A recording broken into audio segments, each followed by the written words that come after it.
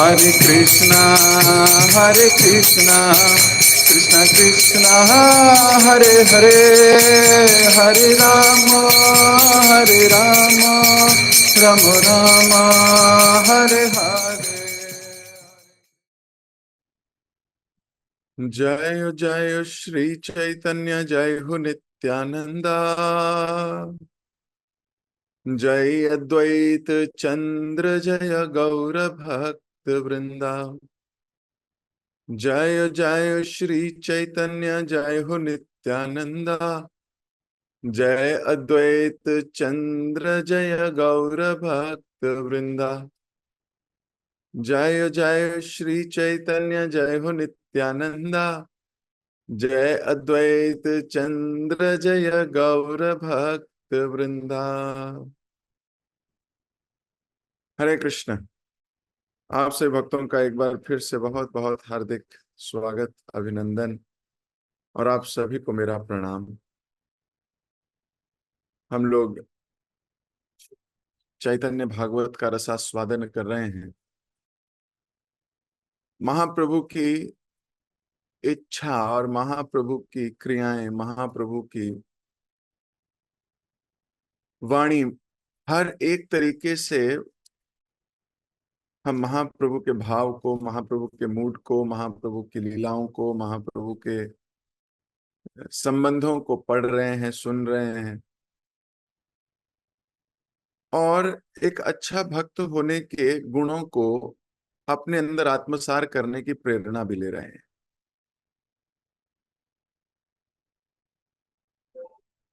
सोच रहे हैं कि भक्तों की सोच कैसी होती है, सुन रहे हैं कि एक वैष्णव कैसे परिस्थितियों में किस प्रकार का भाव रखता है। व्यक्ति का जैसा भाव होता है, उसका व्यवहार भी वैसा ही होता है। तो द्वैताचार्य श्रीवास ठाकुर, नित्यानंद प्रभु और जितने भी भक्त हैं आसपास महाप्रभु के, उन सब के आचरण से, उन सब के मूड से, उन सब के उत्साह से, उन सब की लीलाओं से कुछ मोती चुनने का प्रयास कर रहे हैं कि हमारे जीवन में भी ऐसी भावनाएं आए, हम भी महसूस कर सकें अपनी गलतियों को, उनके प्रति सजग रह सकें, रिपेंटेंस, ग्लानि का भाव हमारे हृदय में भी आए और उसको प्रकट करने का मूड भी आए, और महाप्रभु के मूड से अपने मूड को अलाइन करने का प्रयास कर रहे हैं सब भक्त। कल महाप्रभु ने कहा था हम नाटक करना चाहते हैं, तो सब ने कहा था हम नाटक करना चाहते हैं। सबका मूड अलाइन है। ये बहुत दिव्य स्टेट है। ऐसा इस संसार में होना बड़ा मुश्किल और विरला है, लेकिन जहां है वहां आनंद का सागर है।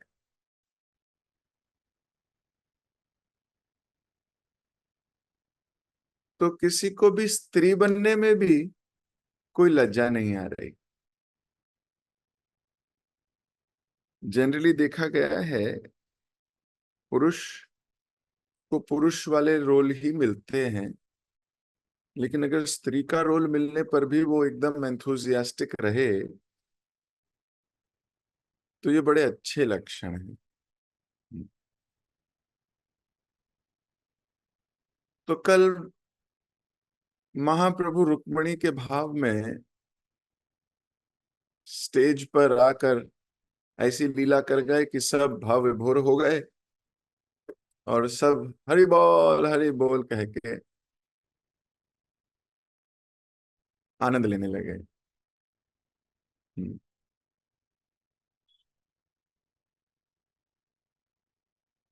आज हम वहीं से आगे करेंगे।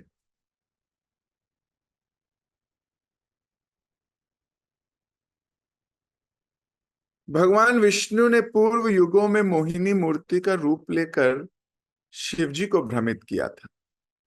आज भगवान की कृपा से इस नाटिका को देखने वाले भक्तों को यही भान हुआ मानो जग जननी राधा रानी स्वयं आध्यात्मिक लोक से वहां प्रकट हो गई।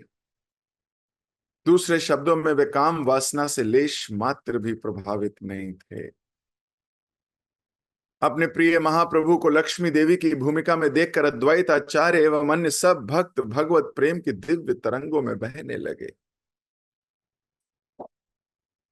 महाप्रभु से प्रेम है इतना कि महाप्रभु की इस लीला को देख के सारे के सारे लोग जो उनसे प्रेम करते हैं दिव्य तरंगों में बहने लगे। महाप्रभु ने नृत्य आरंभ किया और उनके मनोभाव को जानकर गायक उनके अनुरूप गीत गाने लगे। So who is the centre? Mahaprabhu is in the centre. उनके नृत्य को देखकर गाने बदल रहे हैं। इस पे हमने कल चर्चा की थी कि जनरली गानों के ऊपर नृत्य बदलता है। गाना चेंज होता है, हमारा डांस चेंज हो जाता है। लेकिन यहाँ डांस जैसे जैसे हो रहा है वैसे गाने बज रहे हैं। आप ये इतनी सूक्ष्म चीजें हैं ये समझने वाली। उनके मनोभाव से चीजें चल रही हैं। वो ही सेंटर हैं। हम अक्सर ऐसा सोचते हैं हम इस संसार के सेंटर हैं। हम इस संसार के सेंटर नहीं हैं। जब जब हम स्वयं इस संसार के भोक्ता बनने का प्रयास करेंगे हमारी कंट्रोल में, हमारे प्रोसेस में, जब जब ऐसा होगा तब तब हम भगवान से विमुख हो जाएंगे। हमें लगता है सारा संसार हमारे भोगने के लिए बना है। हमारी बीवी हमें संतुष्ट करने के लिए बनी है, हमारी माँ हमारे संतुष्ट करने के लिए बनी है, हमारे सगे संबंधी हमें संतुष्ट करने के लिए बने हैं। सब संसार के लोग मेरी संतुष्टि के लिए बने हैं। This is not a Vaishnava quality. जब भक्त सोचता है कि मैं भगवान की संतुष्टि के लिए बना हूं,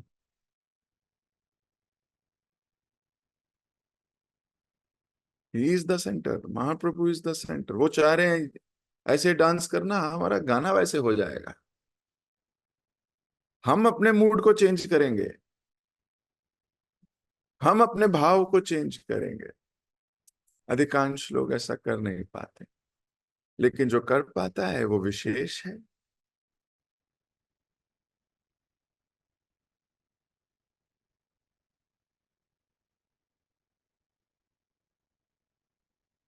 परंतु फिर भी भक्तगण महाप्रभु के नृत्य द्वारा प्रकट होने वाले भावों को समझ नहीं पा रहे थे। अंततः जब महाप्रभु ने अचानक पूछा, हे ब्राह्मण क्या कृष्ण आ गए? तब भक्तों को समझ आ गई कि वे रुक्मणी देवी हैं। अभी तो समझ ही नहीं पा रहे थे वो क्या मूड है, क्या चल रहा है। तथापि उन्हें यह समझ नहीं आया कि वह भूमिका निभा कौन रहा है। जब महाप्रभु के नेत्रों से आंसू बहते तो भक्तों को लगता कि गंगा देवी है, और जब वे भयानक रूप से गर्जना करते हुए हंसते तो उन्हें लगता कि वे महामाया दुर्गा देवी है। एक एक करके महाप्रभु ने रंगमंच पर अपनी समस्त अंतरंग शक्तियों को प्रदर्शित किया। अब महाप्रभु ने तो प्रदर्शित किया, समझ तो केवल प्रेमी भक्त ही सकते हैं।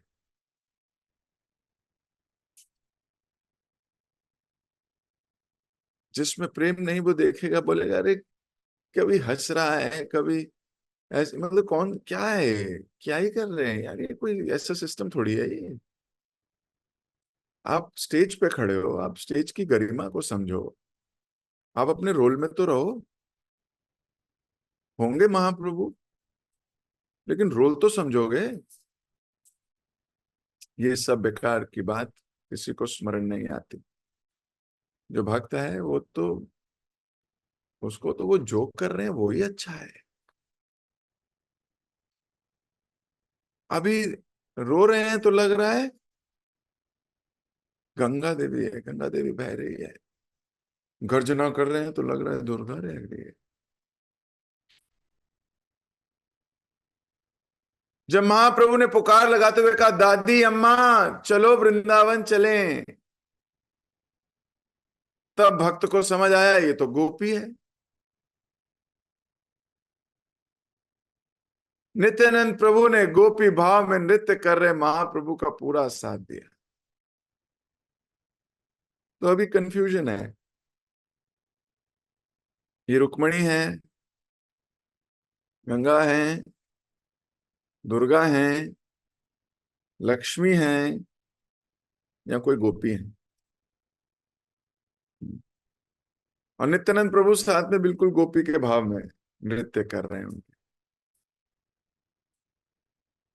श्री चैतन्य महाप्रभु द्वारा ब्रज गोपी के रूप में किया गया नृत्य वेदों के सर्वाधिक गुह्यतम ज्ञान को उजागर करता है। अब आप समझो इस लाइन को। महाप्रभु का गोपी के भाव में किया गया नृत्य वेदों के सर्वाधिक गुह्यतम ज्ञान को उजागर करता है। डांस ज्ञान को कैसे उजागर करता है?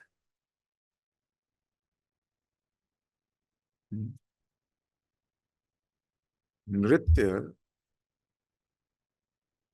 गुहितम, गुहितम समझते हो? Secret, which is very secretively described in Vedas.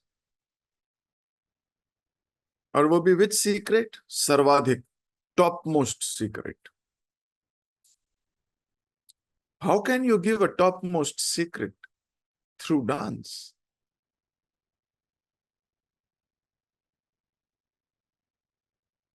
You can give topmost secret through dance, through your भाव। महाप्रभु का जो नृत्य नहीं देखना, उनके नृत्य के पीछे का भाव देखना है।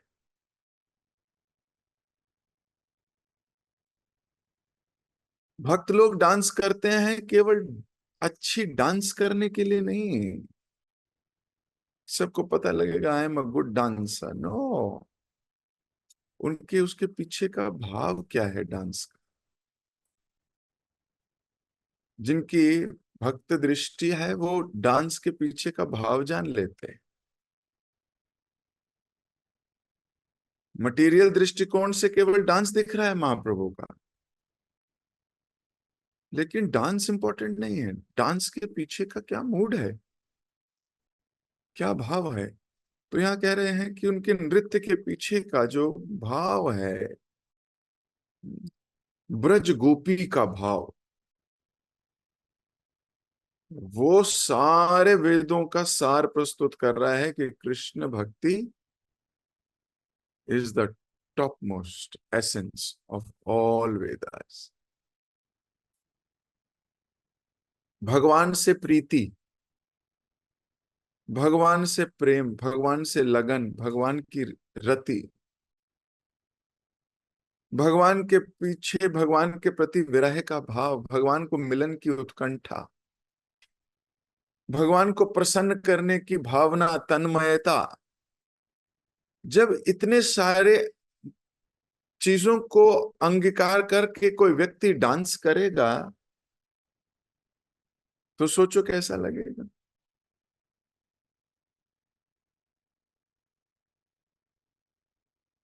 जिसके हृदय में प्रेम है, जिसके हृदय में भक्ति है, जिसके हृदय में प्रसन्न करने की भावना है, भगवान की विरह का भाव महसूस हो रहा है, और आत्मग्लानि वैसे ही है। जितना हम भक्ति में आगे बढ़ते जाते हैं, एक वैष्णव ये सोचता है आई एम नॉट क्वालिफाइड। अब आई एम नॉट क्वालिफाइड ये बहुत स्टार्टिंग वैष्णवों का भाव होता है। एक्चुअली भाव है आई एम डिसक्वालिफाइड। सबसे प्रथम तो आता है I am the most qualified. ये तो सबसे पहला भाव होता है मोस्ट क्वालिफाइड, मतलब मैं तो हूं ही बेस्ट, मतलब मैं हूं ही। फिर भाव आता है जैसे जैसे भक्ति में आगे बढ़ते हैं, नहीं I am not qualified.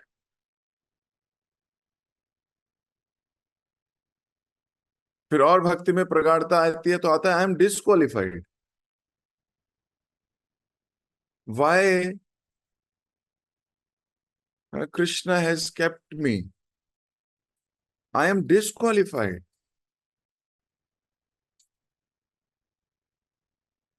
Y Vaishnavas are showering blessing on me, I am disqualified, मैं तो बहुत बेकार व्यक्ति हूं। जैसे जैसे भक्ति में आगे बढ़ोगे, ये क्वालिफिकेशन है that you feel you are disqualified. और आपके एक्शंस भी सजेस्ट करेंगे I am, I need mercy, मुझे मुझे कृपा चाहिए। तो दो प्रकार के भक्त हैं, एक है साधन सिद्ध, है ना, जिसने साधना से सिद्धि प्राप्त की है। और एक भक्त होते हैं कृपा सिद्ध, कृपा की वजह से सिद्धि हुई है। साधन सिद्ध भी अल्टीमेटली कृपा से ही सिद्ध होते हैं, लेकिन प्रिडोमिनेंटली उन्होंने साधना करके कृपा को जीता है। उन्होंने इतनी अच्छी साधना करी है, गुरु आज्ञा पालन करी है कि गुरु की कृपा मिलती है उनको। केवल अपनी साधना के बल पर सिद्धि नहीं प्राप्त की जाती। लेकिन एक होते हैं प्योरली कृपा सिद्ध लोग, कोई साधना नहीं की उन्होंने फिर भी कृपा है उनके पास। कोई साधना नहीं है उनकी, लेकिन उन पे कृपा है। जैसे बलि महाराज, बलि महाराज ने कोई साधना नहीं की, लेकिन बलि महाराज 12 महाजनों में से हैं।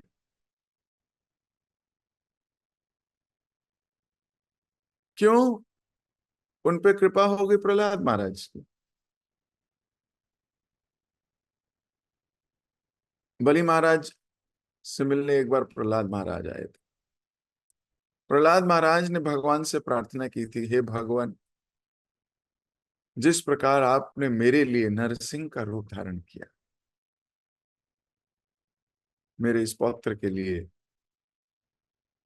कोई रूप धारण करके इसका कल्याण करो ना। इसका भी कल्याण होना चाहिए।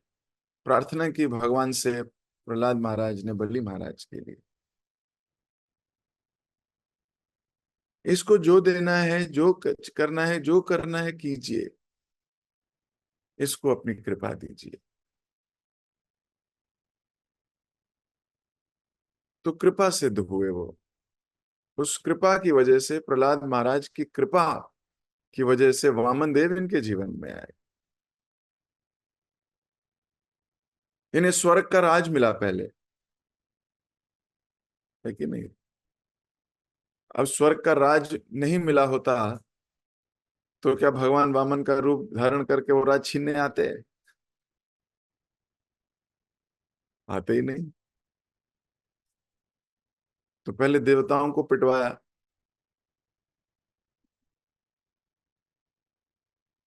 क्यों पिटवाया? वहां भी उनकी गलती थी, देवताओं की।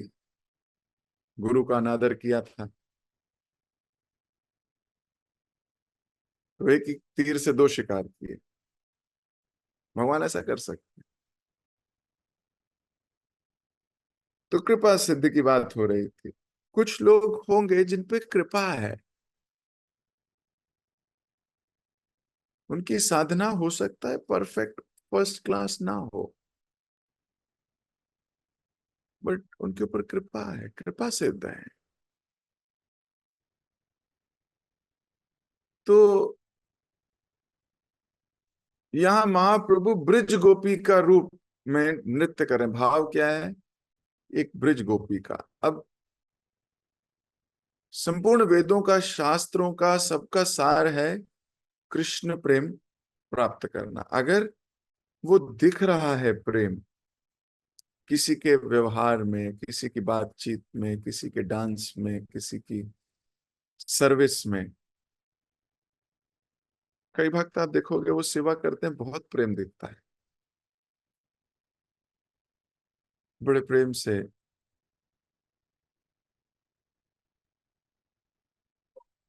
और पीछे प्रेम कृष्ण से प्रेम है, गुरु आज्ञा से प्रेम है।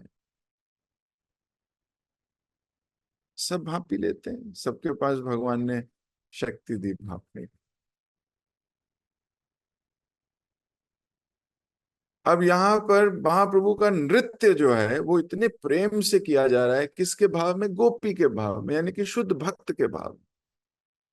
कि ये जो प्रेम एक्सप्रेशन हो रहा है, ये सारे शास्त्रों का सार है। इसलिए it is not the activity which is important, उसके पीछे का भाव क्या है वो इंपॉर्टेंट। कई बार हम एक्टिविटीज तो सब करते हैं, आप कह नहीं सकते मैं किसी एक्टिविटी में नहीं था, लेकिन उसके पीछे का भाव गायब है। इसलिए एक्टिविटी से ज्यादा इंपॉर्टेंट एक्टिविटी के पीछे का मूड है या भाव है, वो किस मूड से कर रहा है। श्री नित्यानंद प्रभु वृद्धा दादी पौर्णमासी बनकर महाप्रभु के साथ थे। इसके अतिरिक्त महाप्रभु ने सिखाया कि हमें कभी भी उनके भक्त देवी देवताओं का अनादर नहीं करना चाहिए। श्री कृष्ण के साथ यदि हम उनकी शक्तियों एवं परिकरों का सम्मान करते हैं तो इससे वे अत्यधिक प्रसन्न होते हैं। ये भी बड़ी इंपॉर्टेंट लाइन है।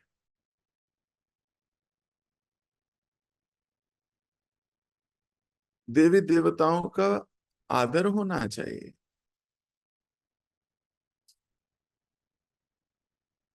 हम एक निष्ठ भक्त हैं, कृष्ण हमारे इष्ट हैं, कृष्ण हमारी निष्ठा है।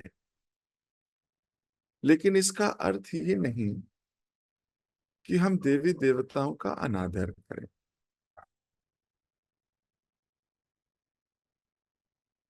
आप किसी एक का सम्मान करते हो तो इसका अर्थ ये नहीं कि बाकियों को सम्मान करना बंद करो। सम्मान तो कर सकते हैं, सम्मान करना ही चाहिए। वैष्णव तो हर व्यक्ति का सम्मान करता है,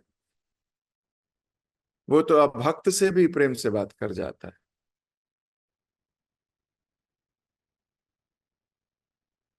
महाप्रभु के नृत्य ने प्रत्येक के मन एवं हृदय को मंत्र मुग्ध कर दिया। महाप्रभु सब भक्तों की ओर आनंद भरी दृष्टि से देख रहे थे और सब भक्त उनके चरण कमलों से बह रहे अमृत से आकर्षित हो मधुमक्खियों के समान थे। अब महाप्रभु सबको देख रहे हैं, सब उनके चरणों को ही देख रहे हैं और चिपके हुए रहते हैं ना। जैसे मधुमक्खियां किसी फूल पर या अमृत पर चिपकी रहती हैं, ऐसे भक्त हैं, एकदम चिपके रहते हैं।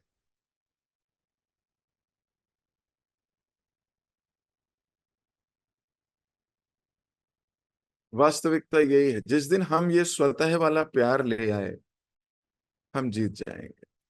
प्रॉब्लम ये है कि हम चाहते हैं सब हमसे चिपके रहे।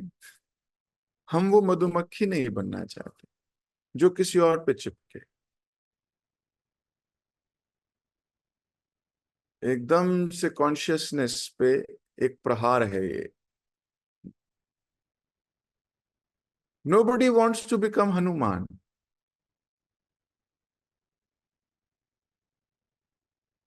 ये इतना सूक्ष्म है, ऐसे घुस जाता है हृदय में, प्रतिष्ठा, मान, सम्मान। इसलिए महाप्रभु ने कहा न धनम न जनम न सुंदरी न कविता व जगदीश काम। सो हमें महाप्रभु के भक्तों से ये सीखना चाहिए। how to develop this love. We will try to develop this love. Spontaneity. Krishna is in our center. Krishna will remain in our center, चाहे कुछ भी हो जाए, चाहे भगवान हमारी कितनी भी तगड़ी परीक्षा क्यों ना ले, हम कृष्ण को नहीं छोड़ने वाले।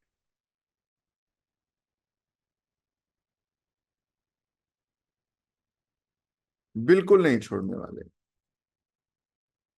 इस बात को दृढ़ता से कहीं लिख लो, बात कर, अपने हृदय में बांध दो, हम वैष्णवों को भी नहीं छोड़ने वाले।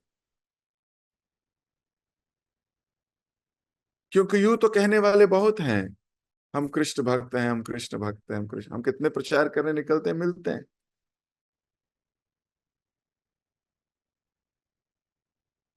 We are one strong family. हम पिटेंगे, हम रोएंगे, हम हंसेंगे, हम एक दास का मूड लेके जिएंगे। हम कृष्ण के दास हैं, हम वैष्णवों के दास हैं। We will always accept this mood. और महाप्रभु वो अमृत और हम सब उनकी मधुमक्खियां, मंडराते रहेंगे। तब महाप्रभु गोपीनाथ आचार्य के साथ भगवान विष्णु के सिंहासन पर बैठ गए। सोचो, आप सोचो भक्तों को कितना प्यार होगा महाप्रभु के साथ। क्या आप में से कोई इतनी हिम्मत कर सकता है कि ऑल्टर पे जाके बैठ जाए और भगवान को साइड में कर दे? और क्या आप में से किसी में ये हिम्मत है कि कोई ऐसा कर रहा हो और आप उसे पचा जाओ?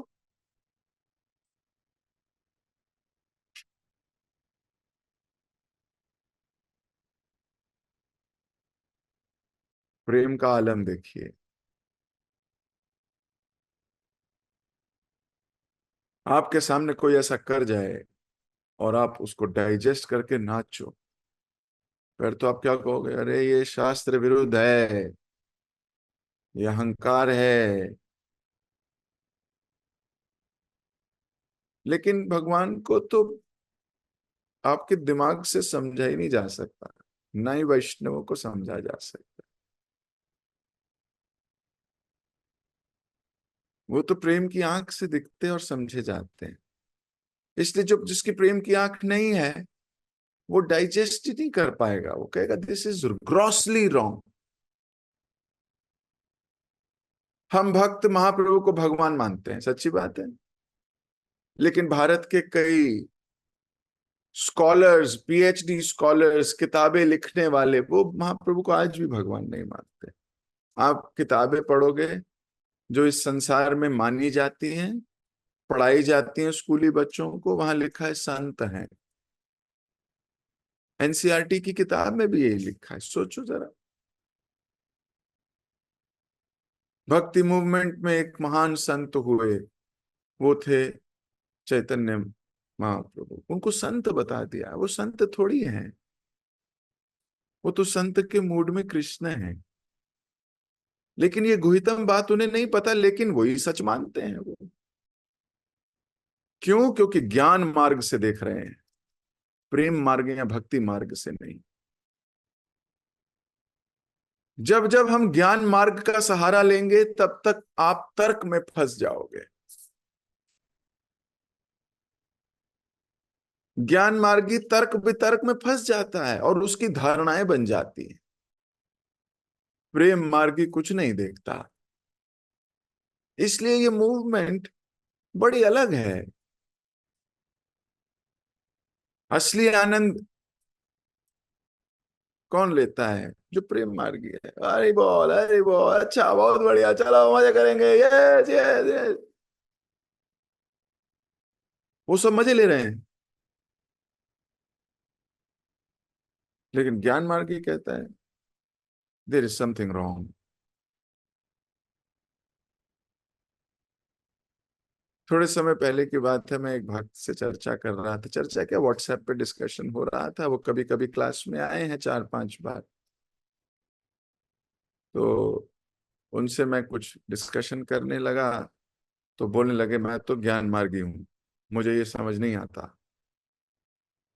तो मैंने भगवान कृष्ण के विषय में उन्हें कुछ भेजा, बड़ा सा नोट बना के। उसने भी मुझे बहुत बड़ा सा नोट बना के भेजा, अपने वेदांत सूत्रों में से निकाल निकाल के। तो 2-3 दिन हम लगे रहे, व्हाट्सएप व्हाट्सएप खेल रहे थे।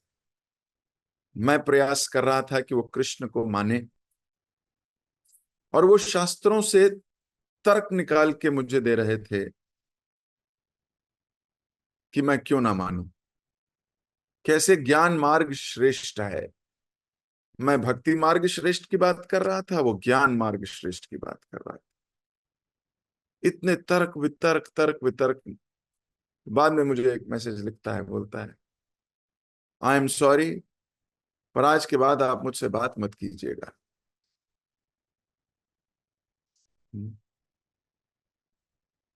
आप मेरी ज्ञान चेतना को भंग करने का प्रयास कर रहे हैं। मैं तो 6 फिलॉसफीज में बिलीव करता हूं, वेदांत की। मैं भक्ति भक्ति में बिलीव नहीं करता। ज्ञान मार्ग से ही मोक्ष की प्राप्ति होगी, मैं वही मोक्ष चाहता हूं। तो ऐसे करके उसने बड़ा मैसेज लिखा। तो मैंने फिर उसको थोड़ा धन्यवाद करता हुआ मैसेज लिखा कि बहुत अच्छा है, आप दृढ़ हो, आपकी जैसी दृढ़ता मुझे भी भक्ति को लेके आए, मेरे लिए प्रार्थना कीजिएगा। ऐसे करके मैंने एक मैसेज करके फिर वार्तालाप को समाप्त किया। और मैं बहुत देर तक चिंतन करता रहा कि ज्ञान से इसे क्या मिला। जो एक उसकी होप थी कृष्ण की प्राप्ति की, उसने वो होप भी काट दी। अभी वो व्यक्ति भारत में नहीं है, बाहर रहता है। तो उसकी एक होप तो भक्त ही थे। उसने, उसके ज्ञान के अहंकार ने उसकी भक्ति की इस रस्सी को कैंची लेके काट दिया।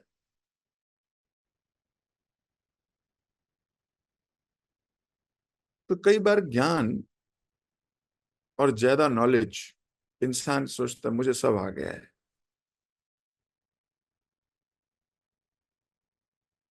आज भी मैं जब श्रवण करता हूं या किताब पढ़ता हूं, कई बार मतलब दिन में 2-3 बार, तो ऐसा फील होता है कि हम क्या ही कर रहे हैं, मेरे में क्या ही कर रहा हूं अभी, इतना कुछ और बाकी है। नित्य नई परिभाषाएं मिलती हैं। कभी विनम्रता की परिभाषा, नित्य नई। हर रोज ऐसा लगता है कि हमें कुछ आता ही नहीं है अभी, बहुत कुछ करना बाकी है, बहुत कुछ सोचना बाकी है, बहुत कुछ मेडिटेट करना बाकी है। भक्ति बहुत गहरी है, हमें लगता है हम उतर गए, नीचे उसके डीप जा रहे हैं। अरे बहुत अभी और गहराई बाकी है।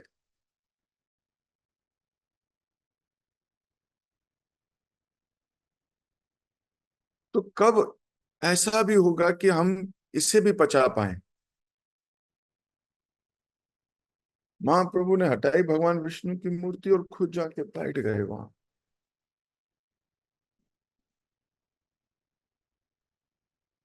सोचो। एक भक्त की बात बताता हूँ, थोड़े समय पुरानी बात है, 7-8 साल पुरानी। तो एक भक्त ने नया मंदिर बनवाया और हमें बुलाया। हम पहुंचे, दिल्ली की बात है। तो मैं 1-2 भक्तों के साथ पहुंचा वहां। तो वहां पहुंचा तो उसने मुझसे पूछा, प्रभु जी ये हमारे यहाँ पे गौर निताई के विग्रह हैं, तो इनको मैं कैसे रखूं ऑल्टर में।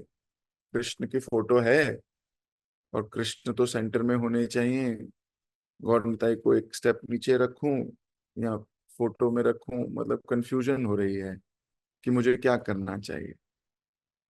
तो मैंने कहा गौर निताई को बीच में रखिए, भगवान की फोटो को हटा दीजिए।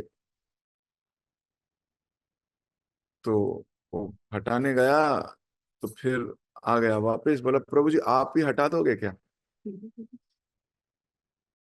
तो मैंने कहा मैं हटा देता हूँ। तो मैंने भगवान की फोटो ली, हटा दिया, गौर निताई के विग्रह तो मैंने ऊपर रखा। तो मैं देख रहा था थोड़ा उसके हृदय में है, चल रहा है, he is not too convinced. तो प्रसाद परोसा, सब बैठ गए हम। फिर मैंने उससे पूछा, मैं कहा, क्या हुआ?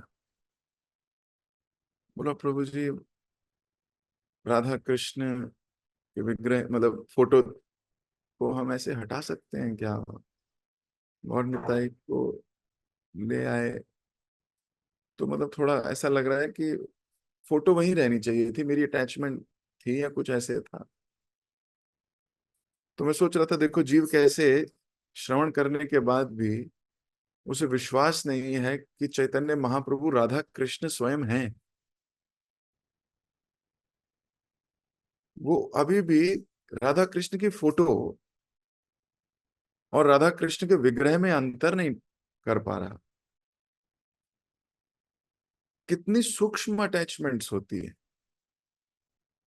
वो ये समझ नहीं पा रहा कि कृष्ण बलराम और राधा रानी तीनों आ गए हैं दो विग्रहों में, और विग्रह फोटो से ज्यादा पोटेंट होते हैं। विग्रह जो हैं वो फोटो से ज्यादा पोटेंसी, मतलब। लेकिन फिर मुझे लगा इसे समझाना होगा। फिर हम प्रसाद पाते पाते आधा घंटा और लगा। फिर जब उसके हृदय से सब निकल गया, थैंक यू प्रभु जी। मुझे लगा अगर मैंने इसको नहीं बताया तो ये सर्व तो इसी ऑल्टर को करेगा। हर रोज उसका सर्विस में वो मूड, उसका वो स्वाद ही नहीं आएगा उसको। तो जब उसको समझ में आई पूरी तरह, कह रहा प्रभु जी मैं भूल गया था, पता तो मुझे था लेकिन मैं ये याद नहीं करना चाह रहा था, पता नहीं मेरे दिमाग को क्या हो गया। तो बहुत बार हम भक्ति की गहराई में ना जाके सरफेस की अटैचमेंट पे अटक जाते हैं, जबकि भक्ति बड़ी मधुर है। बलि महाराज ने तो कोई नहीं की पूजा भी, न जप किया। उन्होंने तो प्रहलाद महाराज की आज्ञा का पालन किया है कि नहीं? तो ये सोचना महाप्रभु विष्णु से अलग हैं, अरे वो सिंहासन उन्हीं के लिए है। अब ये सोचना बड़ा मुश्किल है। क्यों? क्योंकि विग्रहों में हमारी श्रद्धा ज्यादा होती है और जीवित लोगों में कम।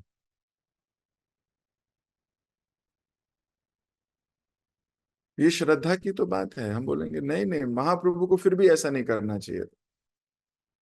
महाप्रभु अगर फिर भी कृष्ण भी हैं अगर, तो उनको साइड में खड़े हो जाना चाहिए था विष्णु के। हम अपनी बुद्धि लगाएंगे, हम ये डिसाइड करेंगे उन्हें क्या करना चाहिए था। ये दूषित मन देखो कैसे कैसे बातें करता है। इसलिए मन को तो मारते हुए चलो, अरे तेरी तो बोलता है तो बैठ चुपचाप।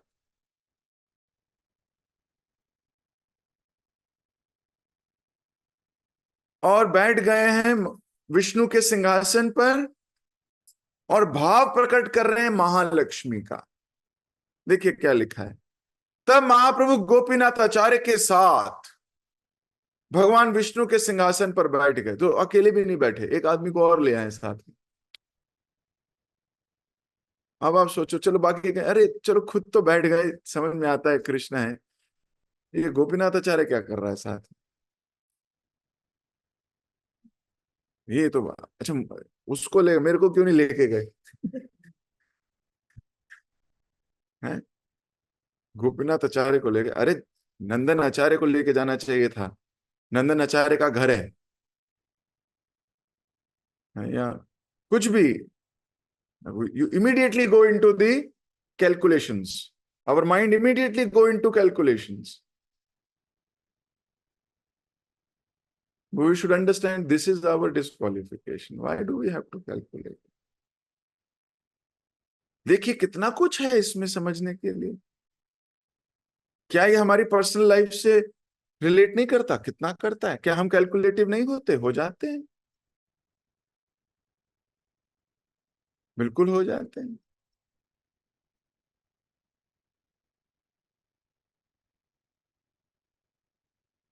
लेकिन तब बाकी क्या कर रहे थे? ध्यान से सुनिए। बाकी सब भक्त हाथ जोड़े उनके चारों ओर खड़े थे।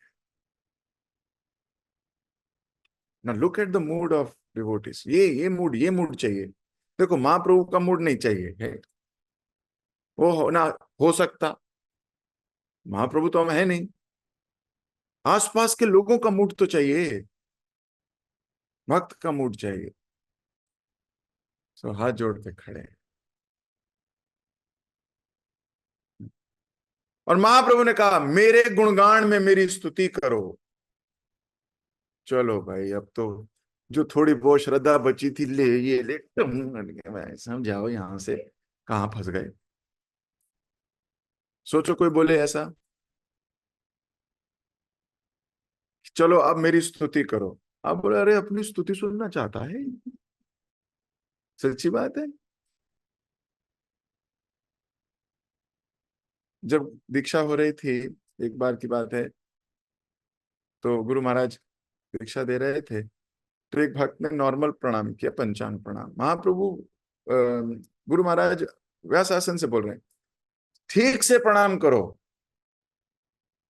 तो उसने फिर दंडवत प्रणाम किया और फिर घूम के 6-7 महीने बाद मुझसे पूछा कि महाराज ने ऐसा क्यों कहा कि मुझे ठीक से प्रणाम करो?